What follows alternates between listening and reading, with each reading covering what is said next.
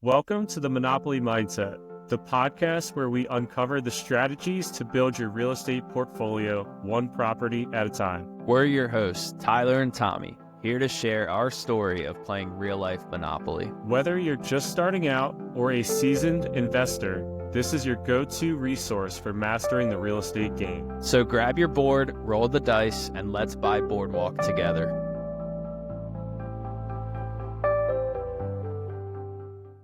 Welcome back to the Monopoly Mindset Podcast. We're your hosts, Tommy and Tyler. We had a great episode with another Tyler, which was a little bit unique, talking between both of them on the podcast and saying Tyler and referred to two people. But we had Tyler Rowe on.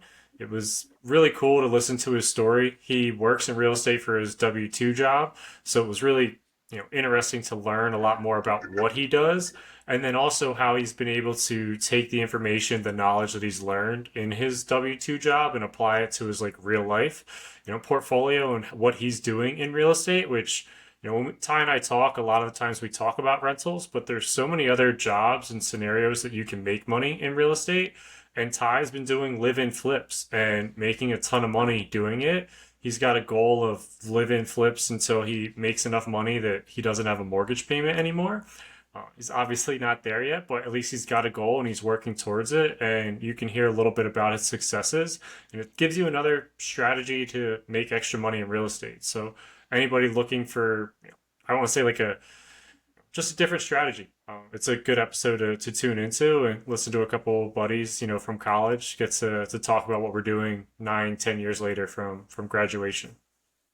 Yeah, I think there's definitely people out there that just, no matter what we say, no matter how much we talk about the benefits of real estate, they just don't want to own rentals because they don't want to deal with it. Maybe they had a parent or heard a story, like a horror story, and it's not as bad as it sounds, to be honest, but if that's your situation, then a live-in flip is a way that you can still invest in real estate and you get to live there. And I mean, sounds like he's made a ton of money in a relatively short period of time by, going about it smart and finding a good deal. And people say, buy the cheapest house in an expensive neighborhood. And, he did exactly that. And I think he himself said that he's not really interested in buying rentals, but the amount of money that you can make in just 2 years if you go this route, it's definitely something that, I mean, theoretically everybody could do.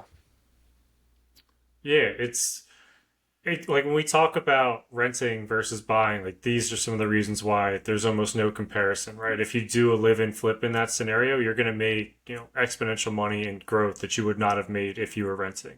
And it's pretty cool, listen to the episode and you'll hear, but Ty talks about how he wants to rent with a purpose.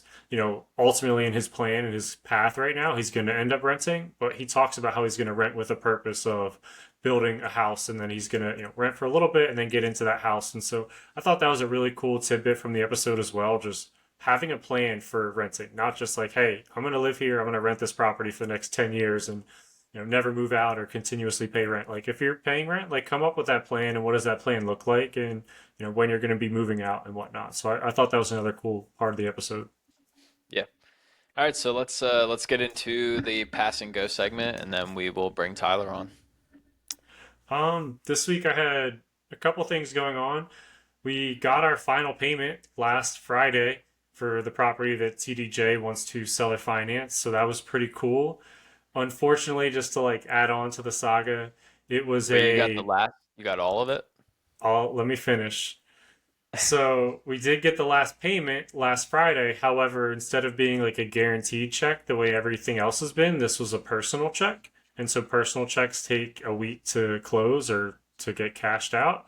So until the personal check gets cashed and the money is officially deposited into the attorney's account, we're not going to get paid. So we still have not gotten the money and completed the process yet. We have to wait until that check clears, which we're hoping is by the latest this week, worst case Monday or Tuesday of next week, but it should be done here soon. Yeah, it's long drawn out process, but I'm from hoping for the best. from January to the middle of May. Yeah, but I see the light at the end of the tunnel. We should be out of there soon. Um, as far as Woodlawn that I purchased not too long ago, we put it on the market for $2,500 for rent. Probably a little bit high. We just wanted to put some feelers out there for about a week and a half. And then we just dropped it this week to $2,300. We haven't really gotten many bites yet, or anybody reaching out or asking about it. But the tenants or the previous owners are still living there until the 13th of June. So I still have like a month until they're even out of there. So it didn't seem like that big of a deal to try listing a little bit higher, drop the rent $200, and maybe like spark some interest. Like, oh, they look desperate because you dropped it a little bit. That was kind of what we thought. And $2,300 is still higher than what we were hoping to get in general. So What is your mortgage on that? yeah, so my mortgage is like roughly 1480 a month. So that's still like pretty good cash flow even at 2,300, probably like 400 or 500 bucks after other expenses. Yeah, if I can get 2300, I'd be really happy. I actually called a realtor up in that area and like, I know we talked about in previous episodes we want to sell like send mailers out there and try to find other seller financing homes, and like another strategy is to like talk to realtors in the area. So I called a realtor and I kind of told her like our strategy and like, hey, we're looking for seller financing. If you know anybody that's got a college rental, like we'd love to purchase it.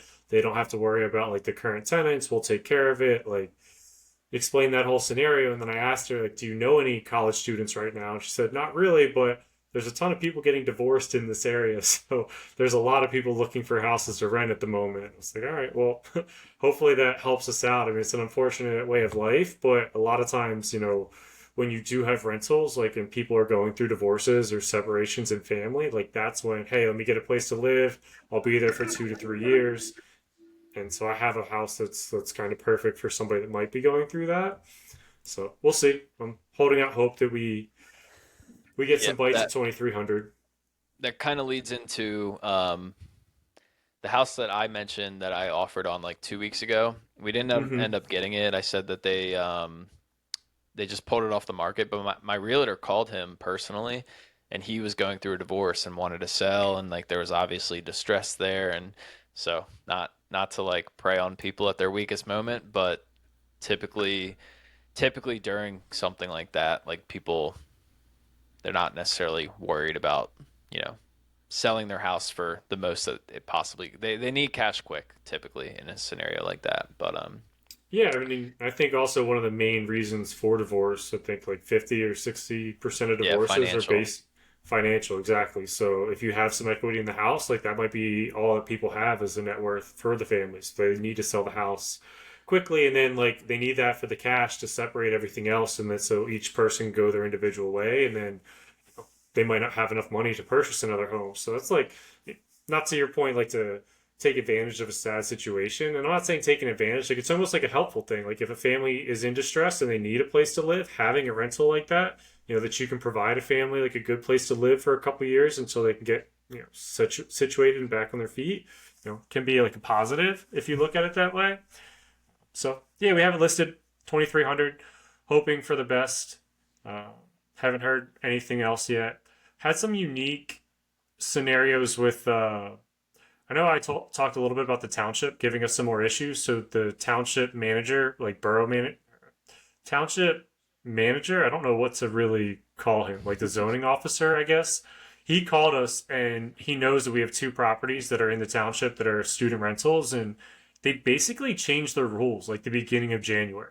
And I thought it was like, hey, this is going into effect in 2026. They basically sent out their rules and said, no, this is 100% effective January 1st of 2025. And so we have to like go through a process of paying $750 to like apply to like have a student rental in that area, which is just unique. And then he's like, I have to deny you because like you're not allowed to have student rentals anymore. Then you can go for a hearing. And if you get approved at the hearing and pay like another $250 to get the hearing scheduled, basically $1,000 all in at the hearing, you can like pitch your case and like hopefully will allow it. And the zoning officer for the township basically said he thinks that if you have an existing rental today, they're probably going to allow you, unless if there's been like a lot of issues at your property or they don't like how you present yourself at the meeting. But they really don't plan on letting anybody else in the township purchase a new property. So, like, if you and I wanted to buy a house in the township and buy it for like a student rental, like, we're not going to get that approval. They're basically just grandfathering in like the people that have existing rentals today and trying to eliminate future rentals from taking place. A lot of these things just sound like ways for them to make an extra $1,000, and I don't, Dude, is it's that not. fee like annual?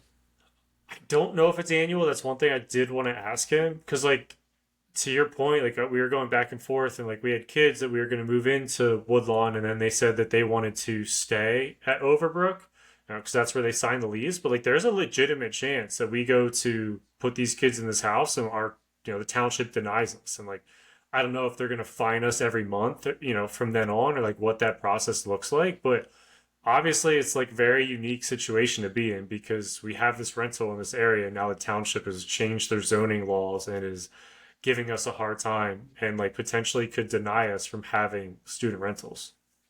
Yeah. Yeah, I know a couple places like that. Like I know Westchester that both grew up near. Like they have the same permitting thing, and I think theirs is like you can't get a permit for college rentals unless somebody gets rid of their permit, or like maybe if they sell the house, the permit comes with it. But yeah, I don't know. I mean, But I think actually in Westchester, and I think it's honestly the same thing here. I think it's like in Westchester, to my knowledge, I don't know if they give new student rental permits. So it's kind of like if you got it, you got grandfathered in, you're allowed to keep it. But if you ever sell, it goes away because they want to eliminate like student rentals in those areas. And I think it's kind of the same way here. Like they're not letting people like newly start getting student rentals in there. But so then part of me is like, does my house have extra value if I get it approved as a rental? Like at the previous times I've thought about just selling it to not deal with the township, but it's like if I already own this and it's already rental and I am grandfathered in, is it of value for me to keep it? yeah. I mean, it doesn't really make sense to me because, like, theoretically, the population of the school is going to grow and they're only going to need more places to live. And if the number of rentals is capped out, like, I don't really understand. I'm sure it's just people complaining. And maybe, I wouldn't want to live next to a college house. I will admit that. But yeah. Yeah, it's Um, tricky, but like also, I mean, the college brings so much revenue to the town in general and like right. so many additional people. So like I get it from both sides.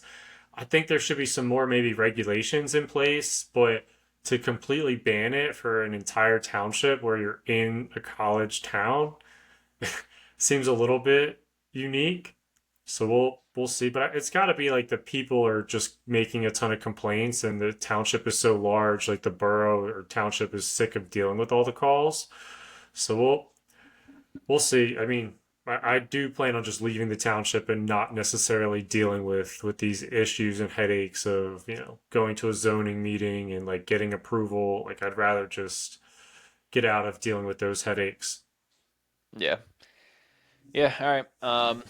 Well, I had a pretty good week.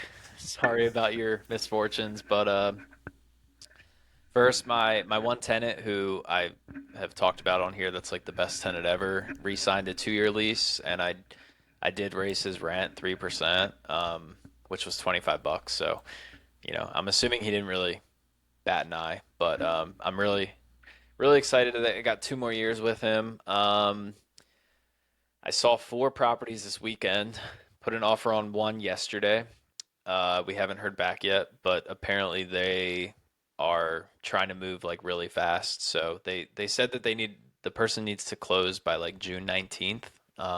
Today's May 20th, so like that's already less than 30 days, and they haven't even made a decision yet. But yeah, cross my fingers on that. That has an in-law suite, which will produce some rental income, which was, obviously I would love to get like two, like a duplex, triplex, and this is kind of that scenario. And then if we don't get that, we're gonna offer on another house in Pennsylvania that would be more of like a flip kind of, but we would live there, so we would use the renovation loan that I've talked about a lot, where you can put down 5%. Actually, talk about it in this episode, so I'm going to bring it up again. But yeah, and we're going to offer super low on that one. So So again, did you get it's approved for the 203K loan already? Like, was that when you talked to Travis? Did he approve you for that, or does he offer that I mean, product, or do you have to go? he does. He just gave me a blanket pre-approval for a certain amount, and he basically said like as long as the purchase price and the renovation is less than that, like you'll be fine. You'll be fine. So I don't have like an actual pre-approval for because it's still a conventional loan, right? It's still like Fannie Mae, Freddie Mac conventional. It's just a home style conventional No, I hear loan. so many people say that like, oh, we can offer the 203K loan, and then when it comes down to it, they actually can't. So like, I didn't know if he was somebody that says he can do it or couldn't do it. So it's nice You to know, know that. we talked about it for like 15 minutes, and I asked him a bunch of Awesome. questions about it. So yeah, it seems pretty doable.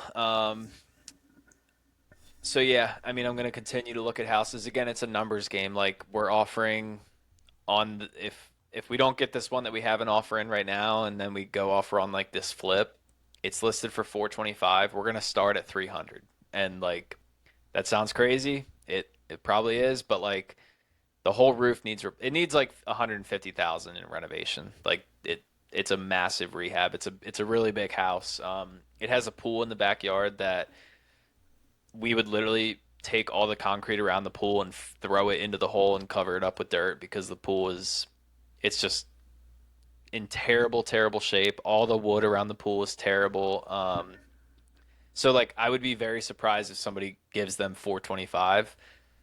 I'd also be surprised if they accepted 300, but that's just how people make money in real estate. And we would, we're starting low, and typically like we start extremely low, hoping for the best, and then if we have to move up a little bit, like we still have some room to get some equity there. Yeah, and there's like Um, something to be said. Like, I know the value of real estate's gone up, and like I'm a big believer in real estate going up, and like I'm happy, right? Because we own several properties. So like the more, real estate appreciates, the higher my net worth or your net worth is going to be as well. But there's still certain situations where duress or family issues happen, and like people might not want to like. I think if you can let your house sit for 8 months to a year and you're comfortable with that, like you're still maybe going to get like the purchase price that you want. I mean, you might drop it a little bit, but if you're in a desperate situation, like say these people for 425 are in more of a desperate situation and they're not getting offers, they might be inclined to work with somebody if they're getting no offers and you offer them 300. I'm not saying they'll accept it, but then maybe they, goes to 400, 325, and maybe you get it for 325 or 335 because they kind of have some sort of duress that they're dealing with. That, I mean, the house is in some sort of disarray because they haven't had the money or cared about the property in general. So there's got to be something like, I think as much as property has appreciated, there's still opportunity to get good deals depending on certain people's situations. yeah, I mean, I would be comfortable going up to 350 to be honest. That would put me all in at around 500, and it's worth 600 like all day long. So that would still be like 100,000 in equity. It was actually really cool. So I saw it with my realtor on Friday. Then I saw a different house on Sunday, but like 10 minutes down the road, and he was like, Friday night it was dark and raining, and he was like, "Hey, I didn't really get a good look at the house. Like, can you go drive over there, check out the roof, like see if it needs replaced?" And Danielle was like, "Are we allowed to like be here? Like, are we trespassing?" And I was like, "I don't know." So I parked, I parked like out front, and there's no cars in the driveway. Nobody lives there. It's vacant. And this guy starts walking out from the front door, and I was like, "Oh, hi." I was like, well, he was the neighbor that lived next door. The house next door was like beautiful. Like it was, if me and Danielle designed a custom home, like it would probably look very similar to this. And he was like, I said like, "Hey, I came Friday. Like it was dark. I didn't look at the roof. Like I was just checking it out." And he was like, "Oh yeah, I'm the neighbor. I'm a realtor." He's like, "I've lived in that house my whole life. I've known everybody that's lived in this house for 40 years." So like he gave me all this history about the house. He walked me through. There's two holes in the roof, like legit, like holes like this where branches like fell. And he was like, "Yeah." He was telling me about his rehab. He was like, "Yeah, I did that in like 2022." And yeah, it was just really cool. He said he flips houses and he's a realtor, so I would love to live next to somebody like that. But yeah, and then probably my most exciting thing about the week, honestly, is that I cold called somebody on Zillow and actually seemed to get some decent traction. There's obviously no guarantees or anything, but I'm not like a salesman by any means. So I felt pretty good. I basically called somebody that has a triplex for sale, and of course we're looking for seller financing off market. Um, and this house was listed on Zillow, but for owner, so it just has their cell phone. So I call them up and I ask a few questions, and then I was like, "Hey, are you interested in seller financing?" And most people are like, "No, no, not really. Like I want just people to pay cash or like." And I was like, "Well, I basically walked him through the deal that me and you just did, which was like awesome that I had all this knowledge from what we just did 6 months ago. And I basically gave him like a 5 minute spiel about how it's great for him, it's great for us. And after that, he was like, all right, well, I mean, like, I'm pretty open minded, and what you're saying is like very interesting. So, like, why don't you tell me more about it when you come see the property? So, I'm gonna go see that. He's got to text me back. He said he was out of town for a week, so he would let me know when he gets back home. But I'm hoping to go see it next week, and maybe something will come from it. Crossing my fingers, but that would be amazing if we get another seller financing deal like the one that we did. So Yeah, well, you miss 100% of the shots you don't take, right? So it's always worth taking a shot. And I mean, sales is just talking to people, regardless of whether it feels salesy or, shady or not. Like sales is 99% of the time just talking to people. So having a conversation, bringing up organically, like, hey, we want to buy your house, but this is how we want to buy it.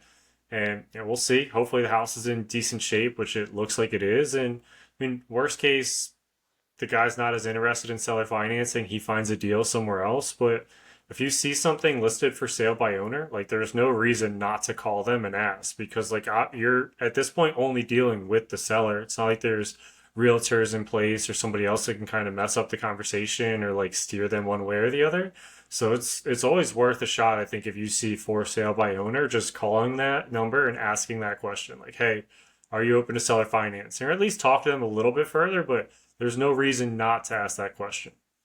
yeah, and it's also like it's reps for yourself because like yes, it's a numbers game in the fact of like are they interested? Like is the property worth buying? But it's also like reps on your end as like calling somebody on the phone, like cold calling them, right? And like I was honestly like giddy because he was like you're the first person that I've like entertained this because like I really like your approach and like what you explained and I was like, "Oh wow, like I've literally done this once, but just doing it once, like I know 10 times more than I did a year ago." So, Yeah, I mean, real obviously, estate's it's a relationship game, so it's really just building relationship. And if somebody likes you from a relationship perspective, then it's going to be easier for them to want to pick your seller financing option. And like to your point, the way you explained it made sense to him and like helped him build confidence, and that's all that it really takes. yeah. So, I mean, still low, super low percent that anything comes of it, but yeah, more than if I never called. So, Yeah, and I did the same thing with like that realtor up north. I mean, I told you I was going to do that one day, and I was able to make a call and have a conversation and just let them know that we're looking for seller financing. And it's a little bit unique talking to a realtor, but I told the realtor, hey, like we'll pay 3, 5% or whatever, the going rate is of what you think would be fair for your involvement in the deal. But if you know anybody that has a rental property today that's not looking, you know, that wants to list it, but it's a little bit in between and like, let us know. We'll put some sort of offer together for seller financing and be able to get them some quick cash and they can still collect a rent payment and like didn't turn into any immediate deals, but there's like this dream property I have up there that I bring up to Ty all the time. It's kind of like the bar that's in the area near Misericordia, and he owns like the building next to it. They're two very large buildings and kind of probably a little bit too expensive than something I think I would buy. But we kind of were talking through seller financing based off these text messages, and she's like, "Well, one thing that he hasn't sold this for is because he loves the money that he makes every month on this property." And I'm like, "Well, next time you talk to him, just like let him know that you got some people that might be interested in seller financing where he can still get paid every month. He'll get a down payment up front, so he'll get a little bit extra cash, and then like for him, it'll look like he's still getting paid, like he owns it, just getting paid a little bit less. He'll be the bank. And she said, you know what? He might actually be into something like that. And so again, who knows if anything comes with it, but regardless of either of our scenarios would not have happened if we didn't call somebody and just talk through seller financing. And like when I first brought it up, the realtor was not super into it, but like organically as the conversation came up and we got to talking about this property, she was starting to put the dots together like, wow, this could be a good scenario for this person. So, Yeah, and I think most people are not very interested when you first bring it up, and it's kind of your job to like give them the cliff notes of how it can be beneficial to a seller. And like me and you are kind of coming at it from like we're not really interested in the property if you're not interested in seller financing. Granted, yeah. we're not going to tell them that, but like what one thing I said, and I got this from you, is like I was like, yeah, like I'll probably give you a few offers, and if I have to go to a bank, that offer is going to be way lower.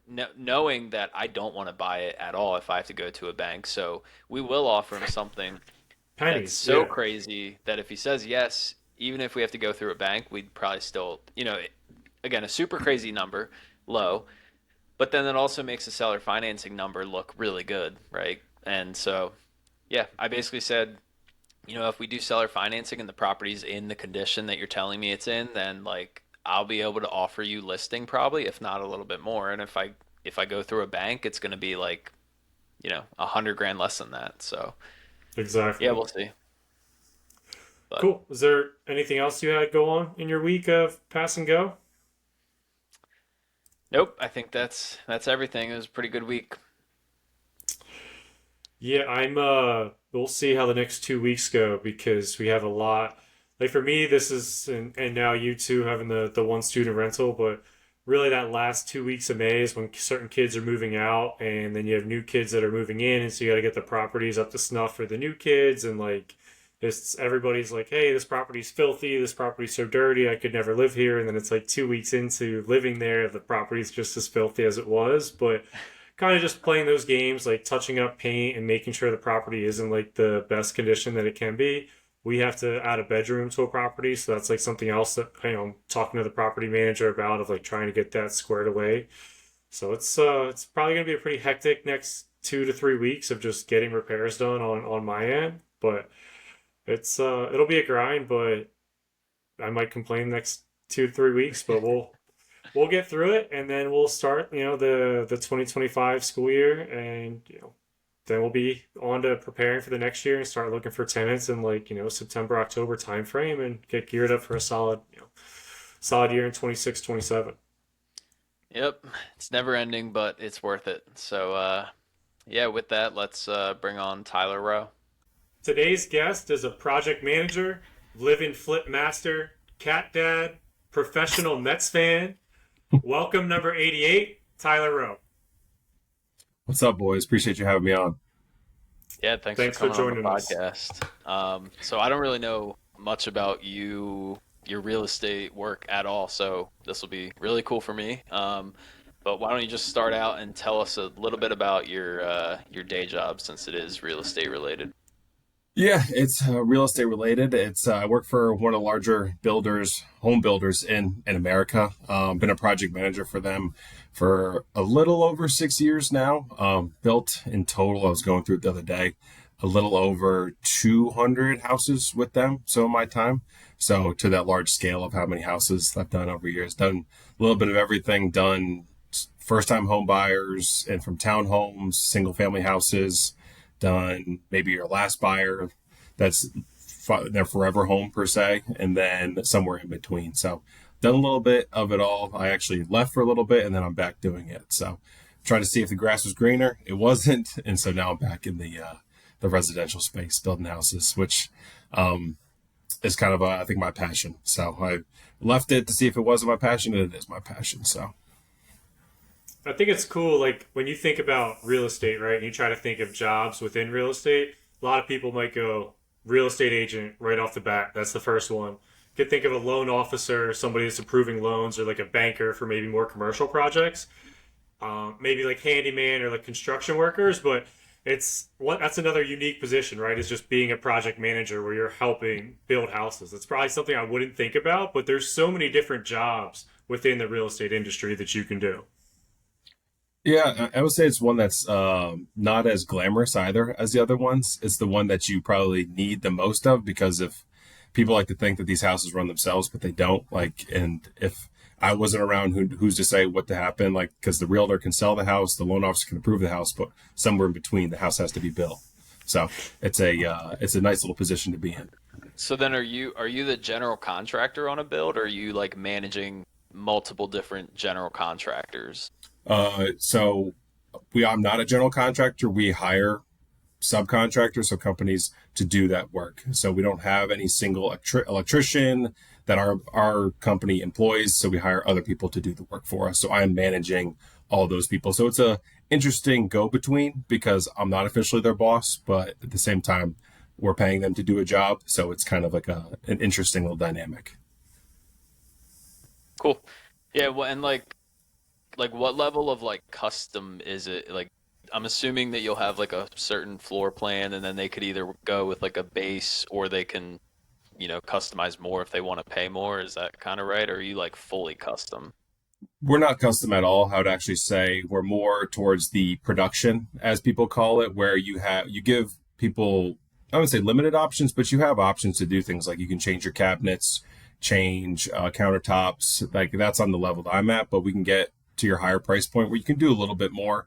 But a lot of it is kind of that taking that custom price away because sometimes in a custom build you can be 450, 500, sometimes $600, $700 a square foot, where we're more in that price point around 200, maybe a little under 200 price point. So a little bit more affordable for people. So where you get not really custom, but you're still getting options to choose because sometimes in the custom world, you may have too many options and you may not make a selection. So we kind of take that approach where we're going to give you some options where you'll still feel like you're getting to choose what you want to do and feel like it's your home. But if we give you too many, you may regret a decision, may not like a decision. So it's what kind of keeps us in a good space with that. When I hear somebody say they've built their own home, almost every time they say, never do it. There's way too many decisions to be made, and it just becomes such a process and such a headache. So I understand why your company has it set up that way, where it's like, all right, we're going to make 80% of these, 90% of these decisions for you so that it makes the process a little bit easier for the end home buyer that they're not making all of those decisions. Right. Yeah. And it also helps because with the limited options that we have, we can order and it's usually not as crazy of a lead time when you have in the custom world. So custom world, you may order your cabinets and you may have a 7, 8, 9, 10 week lead time. Usually by the time we start the house, it's probably 6 weeks from then that I'll have my cabinets inside the house. So Yeah, it's funny. Our last guest and our first guest, you're our second. mhm. Fernando Latona. So that episode will come out the week before this one, but he owns a custom home building company. But he was kind of explaining how he was able to get rid of some of those costs since he is his own GC and like he's, Mhm. I believe, the only person in his company. It's small. But yeah, maybe we should have had you guys on together. But I asked him, and I'm still like new developments, like the thing I know least amount about in real estate, and I'm always just wondering like where is equity created in new construction? And so like I'm assuming like yours would be like there's a development with like 100 lots, and then you guys own all 100, so you sell the lot and the house kind of like packaged up into a deal. And in my mind, correct me if I'm wrong, but like you guys are going to sell it for what it's worth. So like people aren't really walking into equity in that situation, right? They might buy the whole thing for 600 and it's worth 600 that day. Mhm. Whereas like if you, I guess, go buy your own lot and then go find a general contractor or something like that, like then I believe you can make money doing that. But again, I'm just like very new to this whole thing, so I'm trying to figure out like from an investment what makes the most sense. So for us, the company that I work for, it's actually very different than a lot of other builders. We don't purchase a lot from a developer until we're about to start on the lot. So that kind of helps us control our costs because we're in it to still make money, but at the same time deliver a good product for the homeowners. A lot of it is built into the price, at least the equity for homeowners is you get in a community at any time, you're in it for at least 2, 3, 4, 5, maybe your lifetime. You're going to build equity that way because you're getting it at a good time in a good area. That's a lot for the homeowners that they see, because a lot of them will then turn that house and then they'll go move into another one of the houses that we're building in another area because they've made the equity on this house and they use that on a down payment for their next house that they've built with us. So a lot of it is, the people who get in on the early probably see more of a return because they're getting it on the ground floor of a community more so than the people that are the last few lots in the community. But sometimes those people in the last few lots, they get a little bit more of a deal because we're trying to sell those few lots. So it's kind of all comes out the same. I would say within the equity, a lot of it's built just like a house over 2, 3, 4, 5 years, you're going to build equity naturally just because of real estate. And that's a lot of it getting into new construction. You come with the new warranties, you come with a lot of new that stuff, and just new in itself is people want that rather than maybe like I live in a house that's built in the 70s. So some people just want new rather than old when looking for a house if they're going to sell it. So it's almost like an appreciation play because you know that if houses are getting developed in this area and like you said you're kind of in early, then you know that area's value is going up since there is development. I had a friend, my good friend in Vegas bought new construction. I think he put down 5%, and in a year and a half he's at 20 already. Like his comps in his neighborhood are just like insane now. So yeah, makes sense.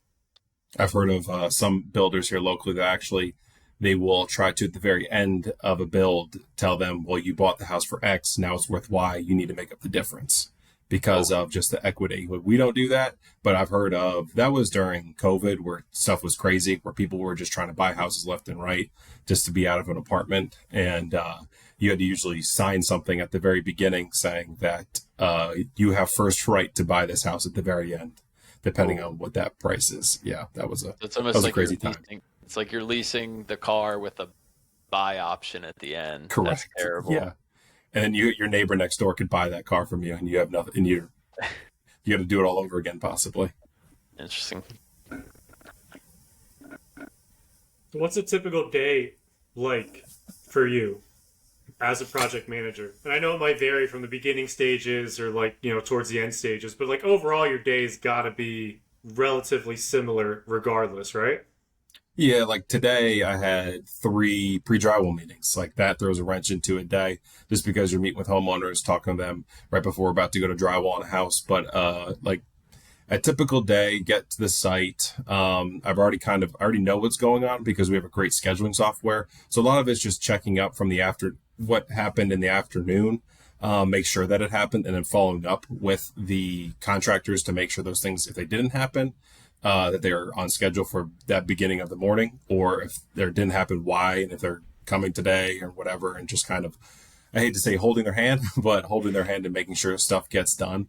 A lot of my job is built in the follow-up. So as long as I'm following up with people and making sure things are getting done, my day can go pretty smoothly, where my front end of the days are pretty loaded up with walking houses, seeing what's going on, making sure things are moving up smoothly. And that way in the afternoon, I can really solve problems or answer questions, answer emails, and try to meet with homeowners too if they come by and see what's going on at their houses.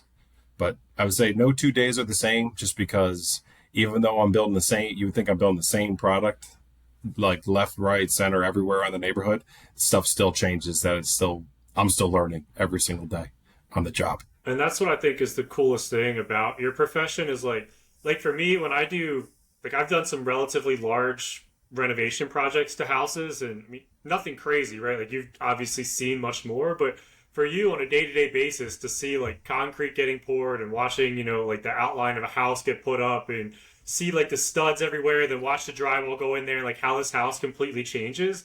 Like you have such a great understanding of like what the construction process looks like and how you can just take a house apart if you want to do renovations and like add a bedroom here, add a bathroom there. Like a lot of people don't think that stuff is possible. Like sometimes even for me, I'm like, oh, I don't know if we can do that, but you get to like literally see that every day for your day job. And I think that's a really cool job to have. And to like because I was working for them for a while. Then I left, and then I came back. To your points, I kind of didn't know what I had till I left, and realized what my passion was. And was like you're saying, is like that day to day of understanding the whole build cycle from the day that we dig footers to the day that I'm changing the keys over to the homeowner's house. Like it's very rewarding, I would say, and a lot of people maybe don't have a lot of reward in their job because they have maybe looking at a spreadsheet all day and just kind of on Teams calls or whatever. Like I'm on my feet all day or in my truck, and like I try to limit my phone time, but a lot of it unfortunately is taken up by my phone, just calling contractors. But it's definitely very rewarding, and I don't think you really put like a price on that per se. Yeah, you get some exercise. Like you always get steps. Like every day you're closing out all your rings just from walking around. You got a nice truck that I think the company helps pay a little stipend for. Is that? Yep, they do. Yep, stipend, and then for gas too. Yeah, so that's sick. And then there was the third thing that I was going to say about. Well, you get to be there for like everybody's like one of their best days of their lives. At least for me, like it's like as weird as this sounds, honestly, getting an offer accepted to me is better than closing. I don't know why, but for me, closing on a house and then driving there and getting the keys, it really is like one. Other than when I got married, because I have to say that it's like there's years where that was definitely the best thing that happened that year, right? So, that's definitely a cool experience. And it's rewarding. You get to see. Yeah. Go ahead. No, I say it's the biggest purchase in people's lives. So, right. And it's stressful, of course, for people. That's why I'm there to make it stressless. It's like I like to say. And you get to see, like, you're physically building something. Like, to your point, Ty does a lot of, work on spreadsheets. And so, like, yeah, it's great that he gets a bunch of work done in a spreadsheet, but, like, then he just sends it off and, like, the spreadsheet kind of disappears and he's on to the next spreadsheet. But, like, you took this little piece of grass and turned it in. On spreadsheets. All right. Well, whatever. Ty's, obviously, I have no idea what he does. Yeah. But you're taking a piece of grass and building it into a brand new house, which is really cool. And then you can see that developed land and, like, what that turned into. So that's, like, just really rewarding to go and see, like, your physical product that you built into, the world. It is. It's not easy, but once my company invests a lot of time into training, so that's a big thing too. Is they take care of us, they invest in us, and don't get me wrong, I look at spreadsheets, but not nearly as often as probably most other people do. So shifting into like your own real estate, my understanding is you've done like live-in flips essentially. Mm-hmm. Did the job turn you onto that, or have you always kind of been interested in real estate and that's why you went to this specific job, or like how did that come about? I've always been interested in real estate just growing up, and that's kind of why I wanted to get into this profession. It was I saw a job, a guy that I worked with at my previous company, or I guess the first company I worked for out of college. He worked for the mortgage side, and so he told me about the company. I was like, you know what, this sounds pretty interesting. They had an opening, and I applied for it, and I never heard from anybody. So I reached out to the guy I used to work for. I was like, hey, who do I reach out to see about getting an interview? I left that guy a message, and then I think a week or so later, I got an inquiry for like a phone interview, then like personality tests, all that stuff they go through. So, and then during that interview process, I talked about growing up and moved around a couple different houses. I was always interested in how communities come together. Like, we all grew up in houses. Like, where did they originate from? How did they start? What was the plan?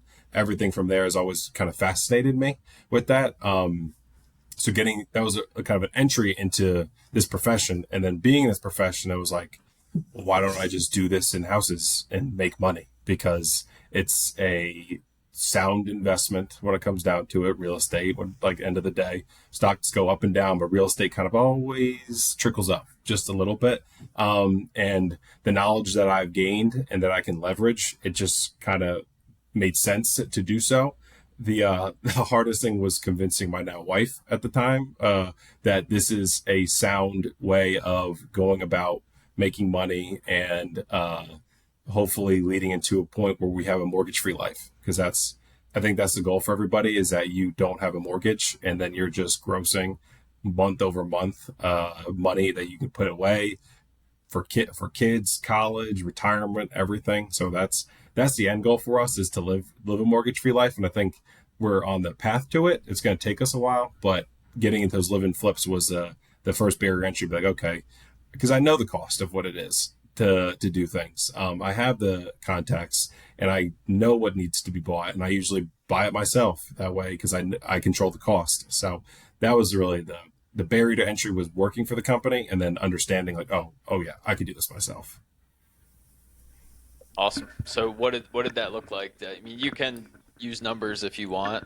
You don't Yeah. have to, but No, yeah. you bought a house, lived in it, sold it. Just kind of walk us through that process. So we bought our first house. We kind of got fortunate. The house was mostly renovated. We bought an area like I do now. I bought an area that was up and coming. And I knew at the time that was like, hey, I think in a couple years from now, like people are going to be wanting to move here because there's just opportunity that's going to be coming out here. So we did a little bit to that house. The kitchen was mostly renovated. So we did some stuff into like the office. We rebuilt the deck. Did a lot more stuff on the exterior, I would say, because there wasn't much planting or anything like that. So I think we bought that house for $280 and we ended up selling it for $400. So we actually 407, sorry, because we had a pre-list offer that was accepted for 415, but it didn't appraise. So then they met us in the middle at the 407 where it appraised for. So, and a lot of that money was used for the house that we currently live in now, because once again, knew an area that we wanted to be in, and we got in at a price point that felt good, that I knew it was like, okay, we can take the money that we've made from from our first house and put it all into this house. So we've, whatever after fees and everything like that, I think we ended up netting like 90,000 from that first house. And then all of that pretty much went right back into this house that we're currently living in now. And I like some of those repairs and renovations you mentioned. I mean, I find like a new kitchen does a lot for value. And I know you said you purchased that house and it already had a new kitchen, but I think that speaks like, just because that kitchen was done when you purchased it, it still held its value when you went to go sell it, because it was still like a newly modern kitchen. I think kitchens are huge. And I've also heard a lot of people talking about doing landscaping. It's like that's how you can really tell a house has been lived in or it was actually like a home. And when people are looking and they see like landscaping, like, oh, like I could take care of that. Like I want to have these flowers or like this garden or whatever. And so doing like outside landscaping, it doesn't always seem like a home run, but it makes a house look more like a home. And I think it helps your value when you're going to list a property. Yeah, exactly. And it helps with pictures. Pictures, Oh, like yeah. a lot of the time, because now I think before Zillow, before Realtor.com, you had to go to an open house to see a house. Now I can go on my phone and I don't have to go to open houses. I can just look at these pictures of the house and be like, oh, I can make an immediate decision. Do I like this house or do I not like this house? And then I can go look at said house. So a lot of it comes through in that sense. It's a small thing to do, but carries a large weight with it. And it's usually that first picture that will turn a homeowner away. Now, as an investor, I love houses that don't have any pictures, right? Like I'm always like, Right. hey Danielle, like I want to go look at this. She's like, there's no pictures. I'm like, exactly. Like I wanna go Exactly. look. Nobody else wants to go see it. So like obviously investors are looking at it very differently, and we love the like no landscaping shitholes. But Yeah. You so want four pictures yeah, and it's always like the outside, street. nothing inside the house. Yeah. So What year in did terms you, of, or go ahead, sorry. in terms of financing, it sounds like you bought the house and then kind of did all this stuff yourself, like out of pocket. Because I'm interested right now in using like the 203K loan. I don't know if you looked into that at all.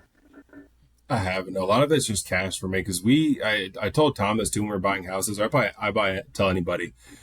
The more cash you can keep in your pocket, the better. So if you can afford a mortgage a little bit higher, like I only put 5% down on both these houses because I wanted to keep more cash in my pocket at the end of the day. Because a lot of people, then you have a PMI. Well, people understand with the PMI, that's just mortgage insurance for the bank. But if you already have equity up to 20% in that house, you can get that PMI deleted.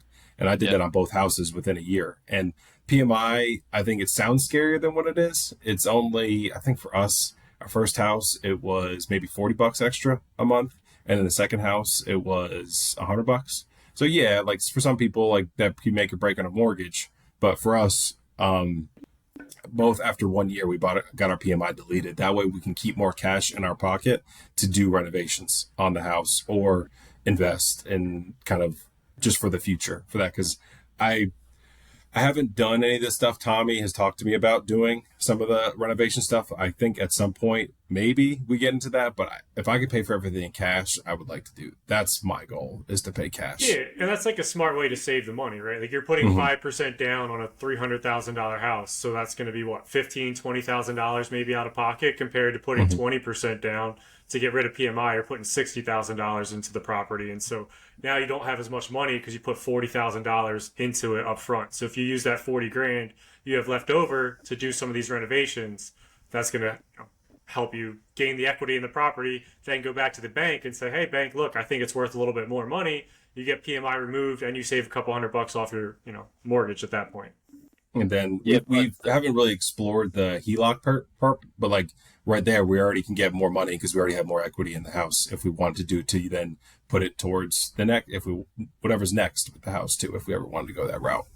Yeah. Well, the 203K though seems like it would fit your mindset perfectly, because it's 5% down of the purchase price and the rehab. So like if you buy a house for 100 and you need 100, obviously it's got to be worth at least 200, and they run those numbers for you, but you only have to put down 5% of 200. So now you're spending 20 grand total instead of 5% of 100 plus the entire rehab out of pocket. So we've talked about it on here. I just wanted to tell people what it is. It's either called 203K, and that's like the FHA version, or if you still want to do conventional 5% down, I think it's called home style loan. So like I said, Okay. I'm trying to do it right now. Try and find a fixer upper, and yeah, that's a way to help you like flip without having the renovation cost. But you're what you said about like selling a house and putting it towards your next house, that's really interesting. Personally, and I know Tommy's the same way. We're in a very highly leveraged mindset. So like I would never want 50% equity in a house right now, just because we're trying to grow like as fast as we can. But I think that's a really good idea for people that aren't, trying to acquire as many rentals as they can as fast as they can.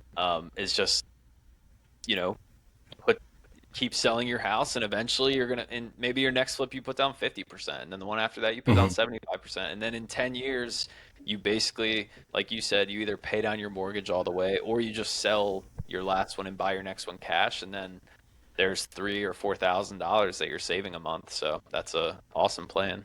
And if you talk about having a lower mortgage payment, it's always going to be lower if you put, a little bit more money down or into that property in general.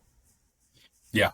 Yeah. That's kind of ascending upwards, if you will. Like the more money that we sell these houses for, the more money we have. But it's same thing that comes along with it. It's definitely an interesting way of viewing it, but because some people are like, oh, I just want to have more cash on hand. But it's like, but if you just invest into where you're living, you will recoup it.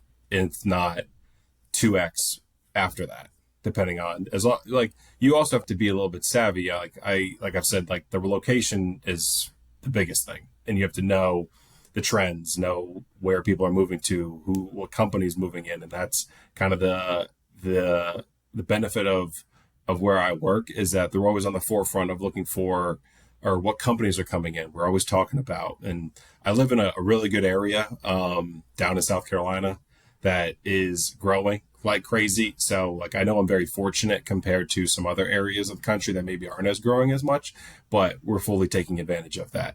Yeah, but That's you're for also sure. smart. Like you've realized that, and you were renting there for a little period of time. And so when did you buy the house? What year? Like 2019, 2018, like a little bit?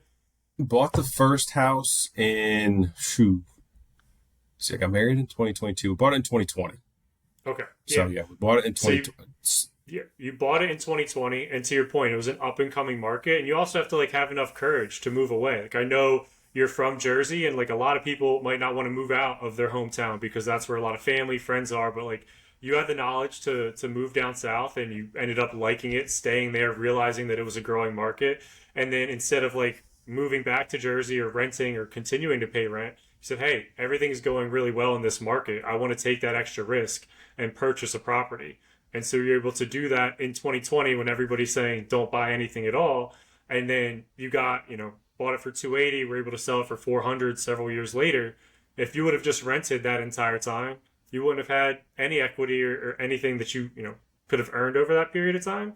So I think it still speaks to trying to buy a property in some of those up and coming areas, but also having the courage to move out, get a little bit outside of your comfort zone and make Mhm. those make big decisions.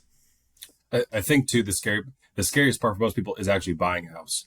Most people Yeah, think they can't afford a house, and yes, I got it at a very good price point. Like I cannot deny that. Like two and a half, 3 bed, 2.5 bath. At my same house, probably in New Jersey, is 3 times that price. So I understand that, but there's a lot of things that can. I think if you just need to talk to somebody about buying a house and saying, "Hey, what do I need to buy a house? Like what do you think? What's out there?" Because there's a bunch of different programs that can help you buy that first house. And I think that's the hardest is that barrier to entry is buying your first house. Once you buy your first house, I think you realize, oh wait, in how many years I can sell this and I don't got to pay anything on it? It's like the first little bit, like to get into the actual process. Because it is scary, not gonna lie, like going through it, as long as you understand what you're getting into, like putting that first offer, like you said, Ty, when it gets accepted, like that is a crazy feeling. Yeah. Yeah, and then like those fears go away pretty quickly. Like I remember buying the house that I'm in now was my first house. And like, I didn't want to buy a house without an inspection. And I didn't even know why, but it was just like that sounds really stupid. It was like 300 grand. Am I really now? I'm like inspection. Like, why would I do that? You know what I mean? Like, what's going to be so bad about the house? Or like, Right. I'll offer on houses now that I haven't seen just from like if my realtor's been there or like and so those barriers kind of go down the more you understand about real estate. And yeah, to your point, like typically if you buy a house and live in it for 5 years, you're gonna make money just by default. So. So you sold that house, and then I'm assuming you were like, "Wow, this was great. I just made whatever 120 grand," and you then basically are now in the process of doing it again. Yeah, we're in the process of doing it again. So we closed on both houses the same day. So that was kind of stressful. Like I would say that's like we had to be out of our house, our first one, and then into this house pretty much the same exact day. So that was a little stressful, but when that check hit, it hit different. That's for sure. But we bought the house in this area because of the location, and it was a fixer upper. It needed a decent bit of work, but what being in my profession, it had good bones. Like the layout of it was perfect for a family. Like we could raise kids here, another family could raise kids here, and it's a good street. It's a cul-de-sac, so no real through traffic that comes through it and around. So it's nice and quiet. But I saw the potential with it, and this is around where I was starting to get. My wife bought onto the idea, and when she saw this house, she's like, "Yep, we have to have this house." I was like, "Okay," like.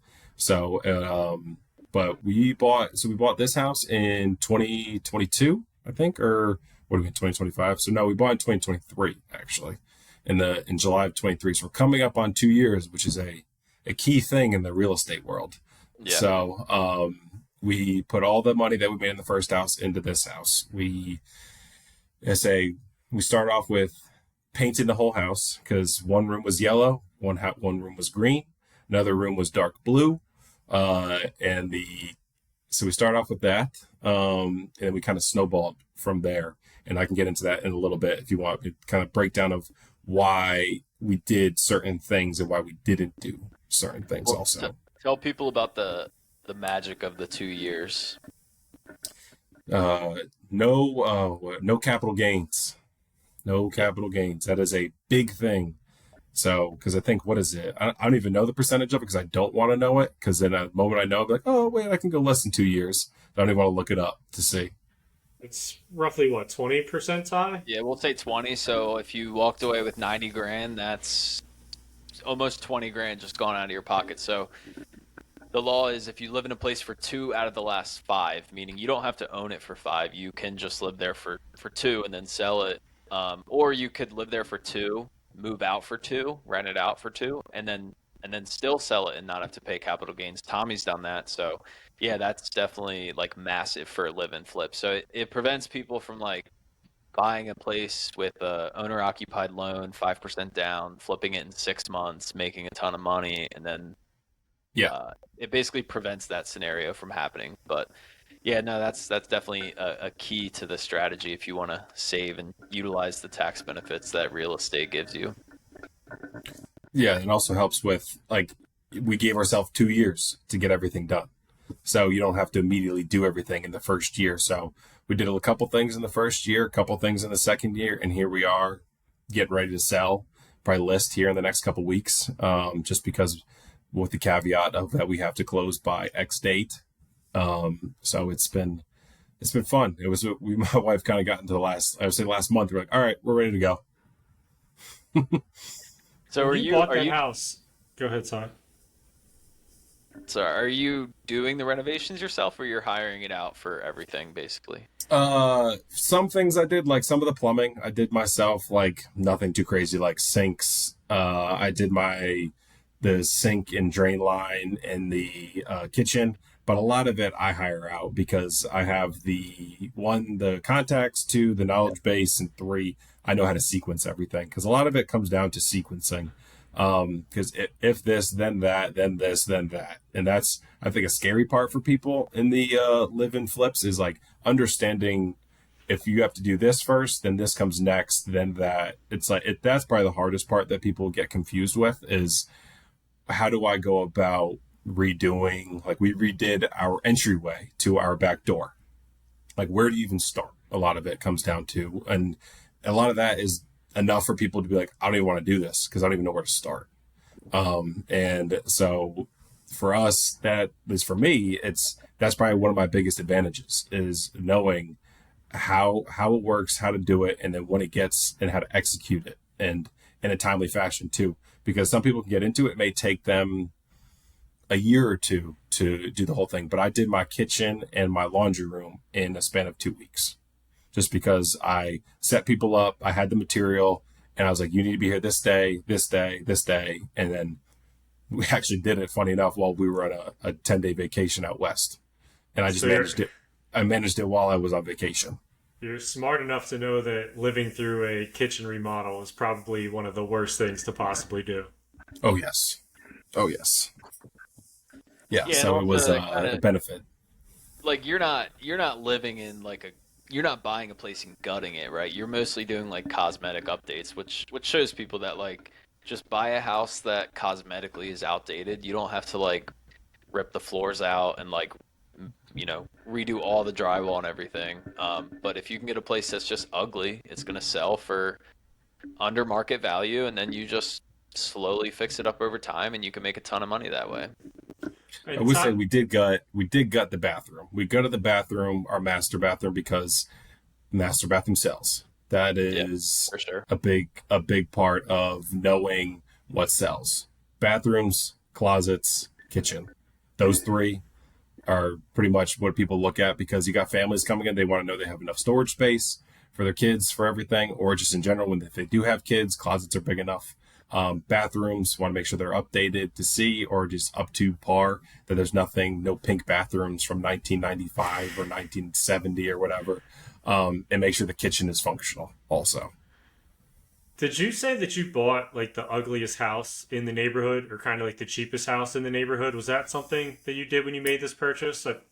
Yeah, I would say at the time it was. Since then, we've been very lucky with people who have sold houses around us, and that price per square foot has gone up, and those houses are not renovated. So that has only made us look better. And that's a lot of it too, is you got to get lucky sometimes, and luck and knowing where to go.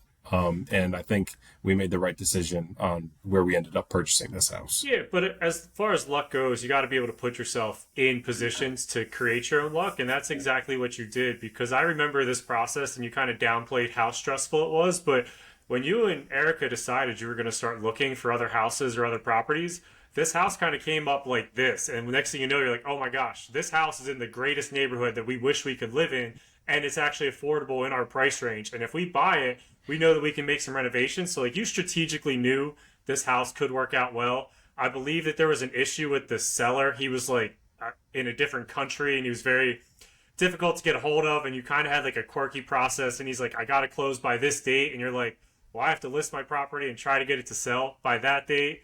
So again, you talk about luck, but you put yourself in the position to kind of create that luck. And the main point I wanted to talk about was just the neighborhood. Like, you can be very strategic about where you're purchasing a specific property, and if you get something in a great neighborhood, it's going to add extra value to your house, and that's exactly what you did here. Yeah, the whole sales process was very, I think it was pretty crazy, honestly. It was bang, bang, bang. Like, we put the offer on the house.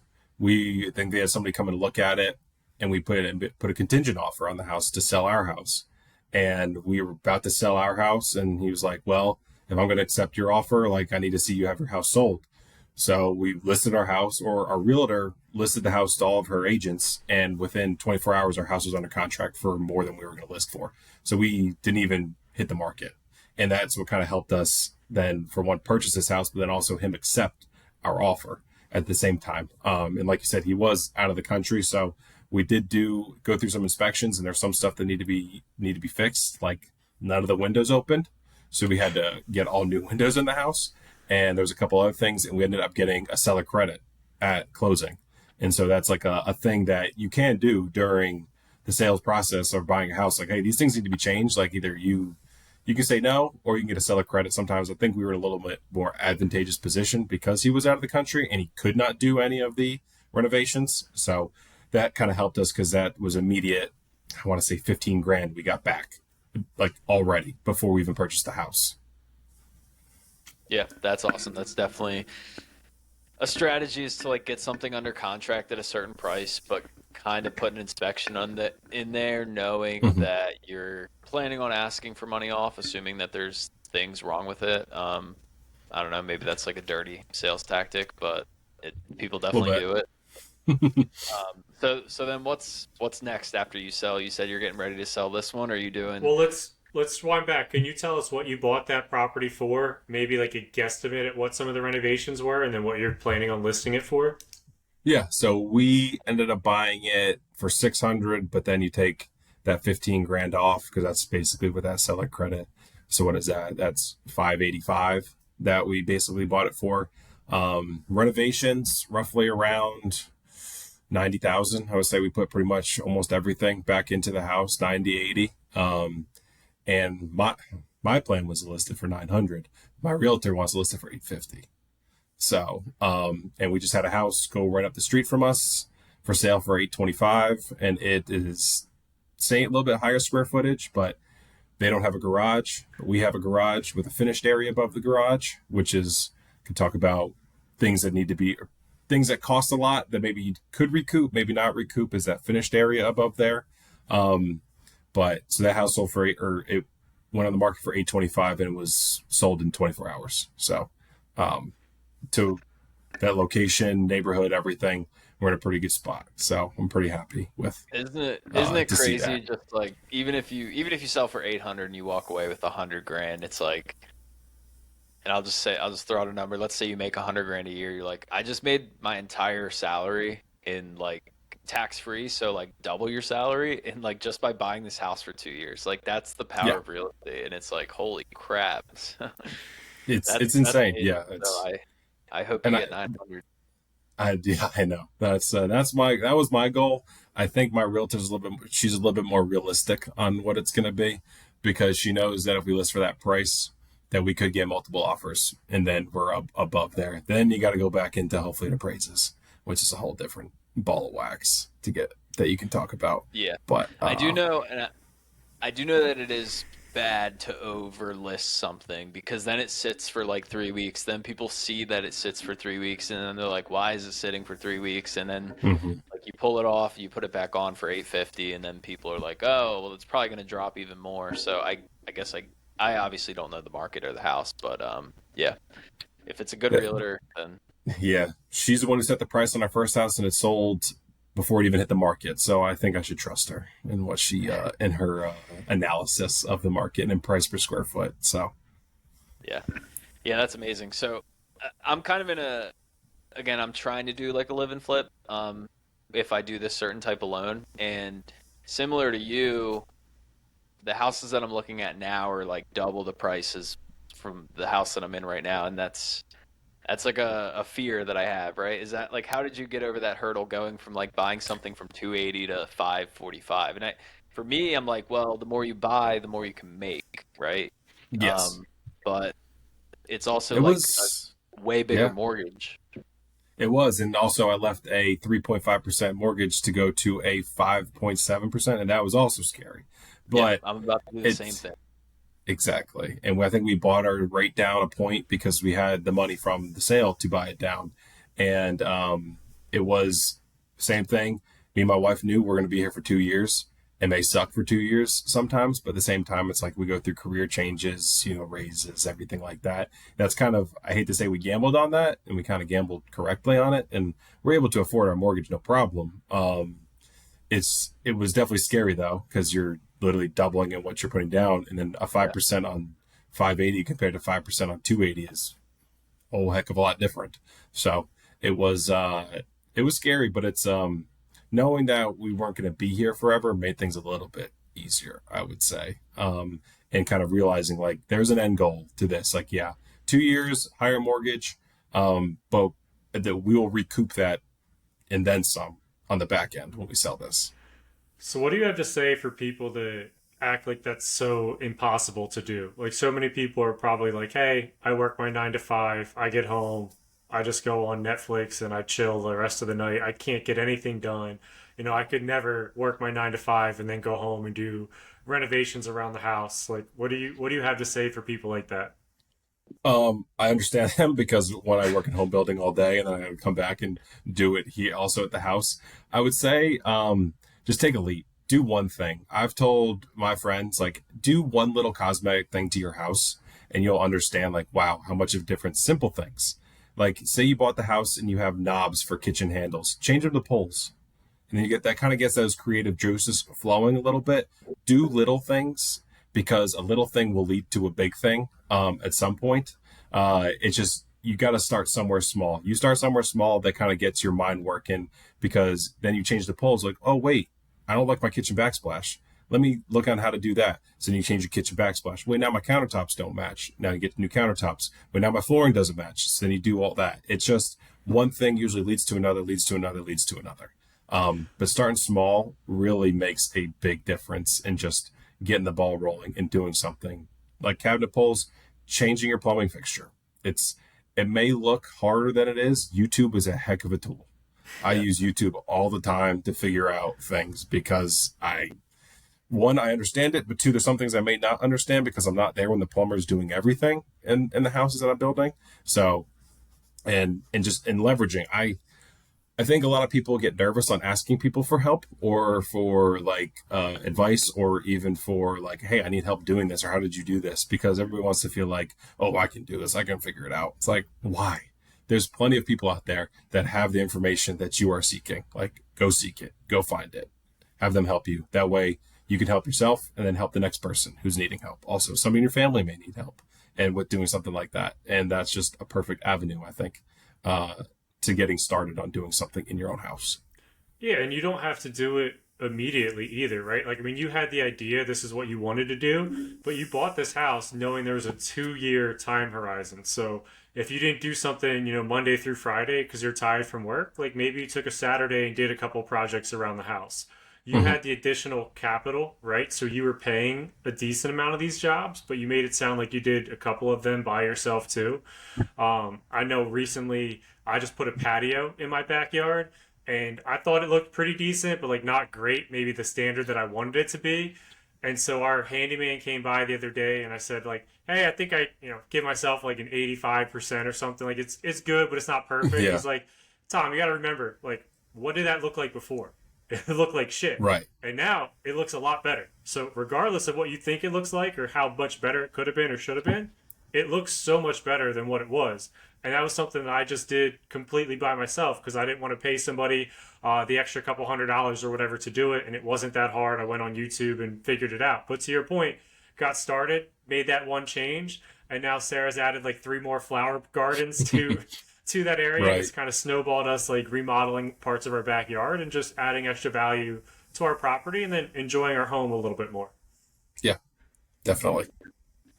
Yeah, so going back, I was gonna ask what's the next step after you do sell and get the 900? Yeah, is to build. So Okay. the next step is to build a house, and that's going to be because just take on the challenge to build a house. It's like we kind of said in the beginning, like it's scary to build a house or like on your own, like oh don't do it, it'll suck, whatever. I have a lot of the knowledge base. I'm going to leverage that knowledge base, and a lot of things.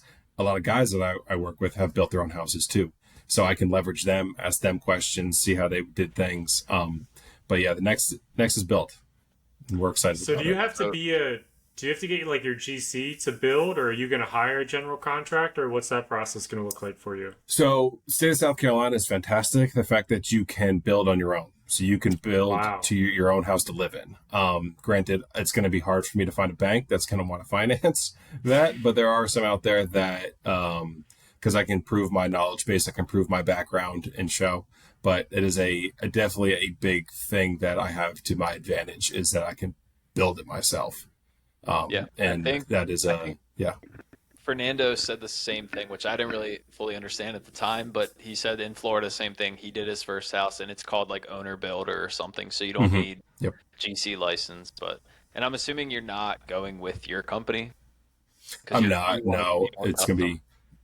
be yeah. And I could take some of our plans if I wanted to, but I think we it's always gonna come.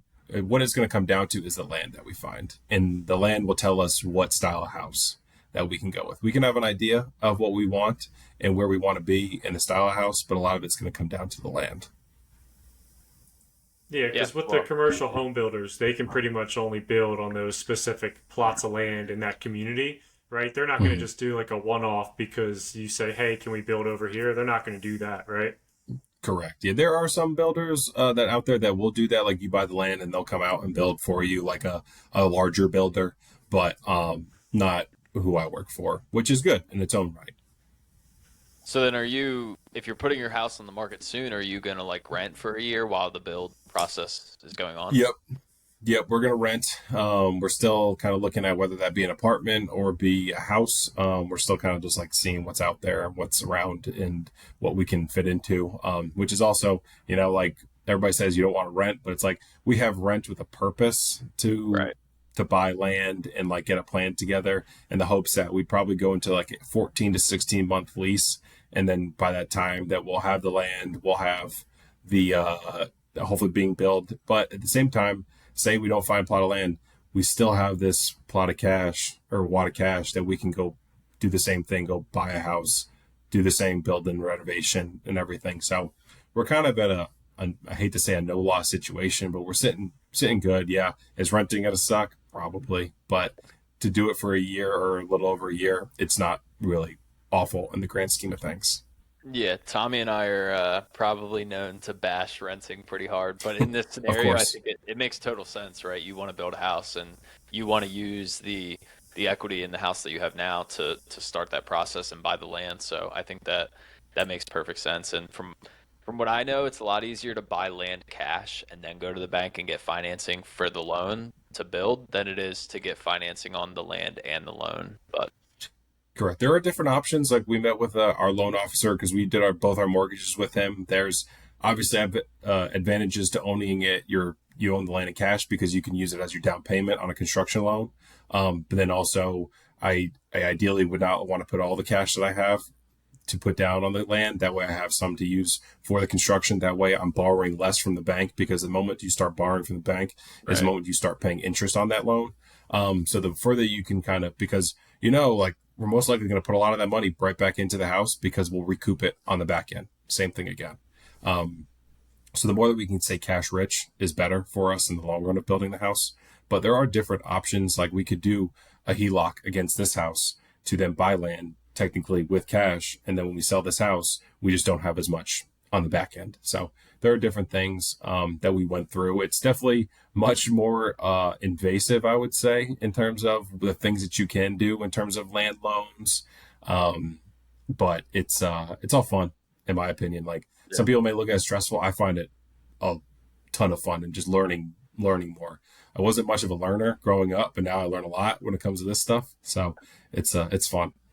Yeah, when you find something you're passionate about, like it doesn't really feel like you're learning. It almost feels like you're destined to understand this topic more. And so every time Yeah. you understand it a little bit more, it like unlocks something within you, and you're like, wow, that was so cool. I didn't know that, and pushes you to grow and learn more. To your point, and now you're trying to, you've done a ton of the home building process, but trying to do it on your own.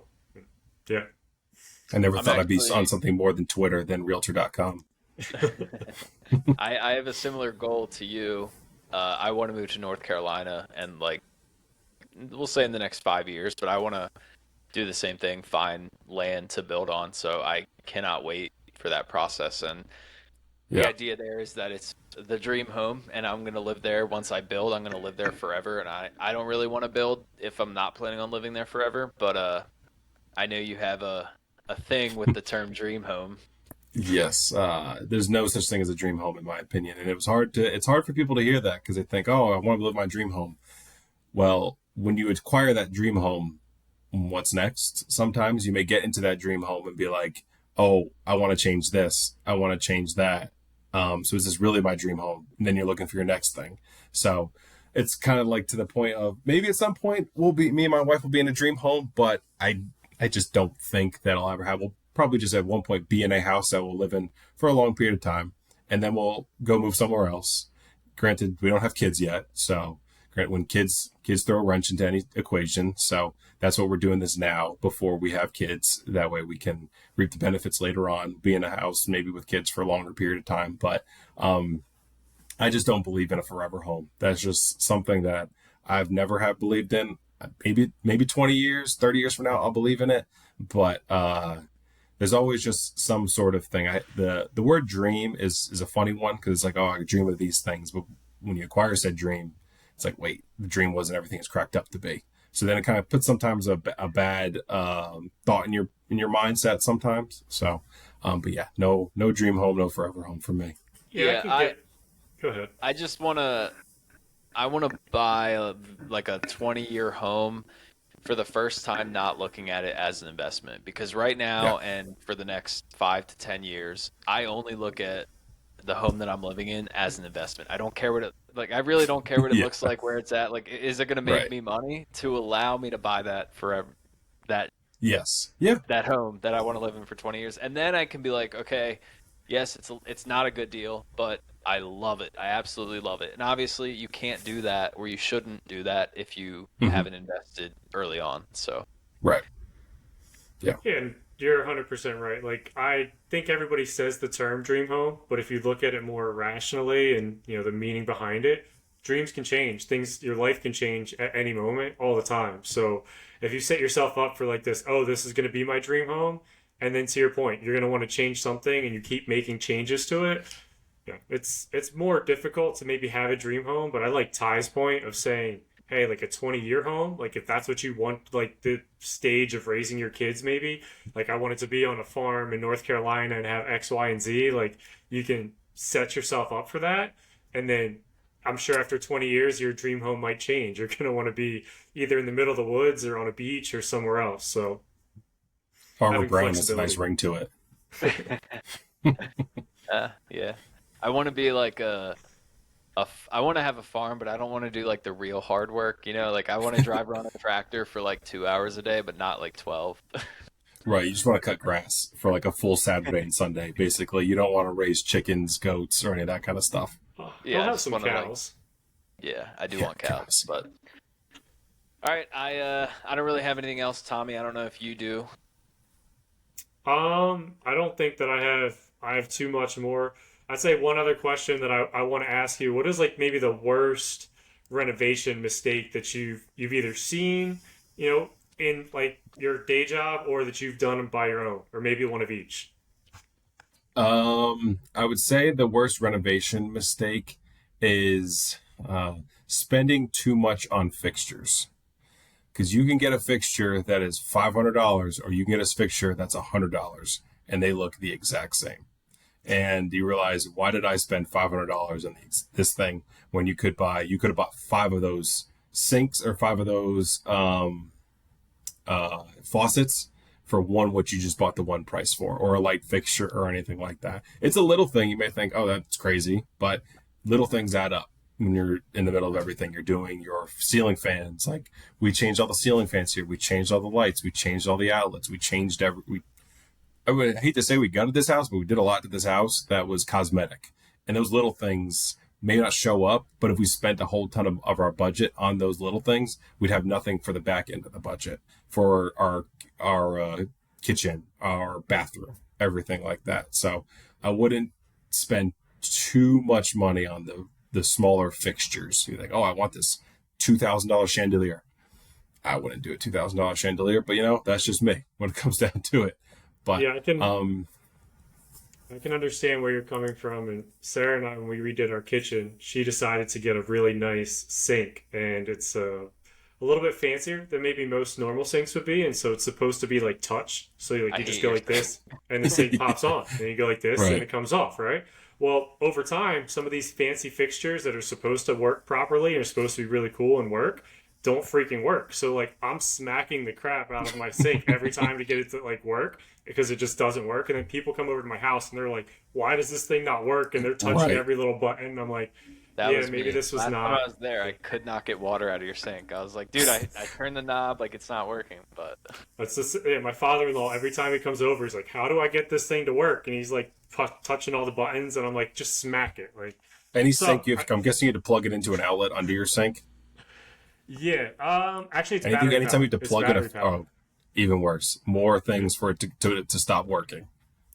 Well, it's just the motion sensor, because like it gets dirt and grime because So I'm with you. Certain fixtures, it's just not worth the extra money. Just get something relatively basic. Yeah. Yeah. Amazon is a fantastic place to get stuff, because you can also return it and for free usually. Even going to Lowe's and Home Depot and seeing not the most expensive, but seeing somewhere in the middle. I hate to say that I look at it as like, this is a vessel of water. It's what a sink, what a faucet is. And if you spend a lot of money on that, or if you think of it in that mindset, it might help a little bit. Be like, why am I spending a ton on this? I got one funny sink story for you. My parents, when I was away at Miz, changed the sink. And I come home, and like my mom is complaining religiously about how this sink does not work. And she's like, Tommy, like, can you please help me fix the sink? And I'm like, sure, Mom. When I get home, I'll help you with the sink, right? So we're working on the sink, and they keep turning the knob like this, like up and down, like nothing's going on. I'm like, the water's hooked up, everything looks fine. So I think my mom's like holding the sink, and she's got it like aimed right at me. And I go like this, and I turn the sink out this way. Dude, it turns on, and I'm just completely soaked and covered in water. Like, are you guys kidding me? Yeah. This worked the entire time, but just instead of going up and down, it had to get pushed out. So right, that's funny. But I've had my fair share of leaks, and just from trial and error of putting P-traps together. So you might not have a dream home, but what's your dream feature in a home? It's very simple: a screened-in covered porch. They are living in South Carolina. You could use it pretty much all year round, because you can put a fan out there, you can put a space heater, you put a TV out there, and I'm good to go. Have some coffee in the morning, have a beer at night, and even on the weekends, just kind of hang out there. It is a underrated thing that is nothing crazy, I would say. Some people may say, oh, I want a soaker tub, I want a tub shower combo together. Nope. Screened in covered porch.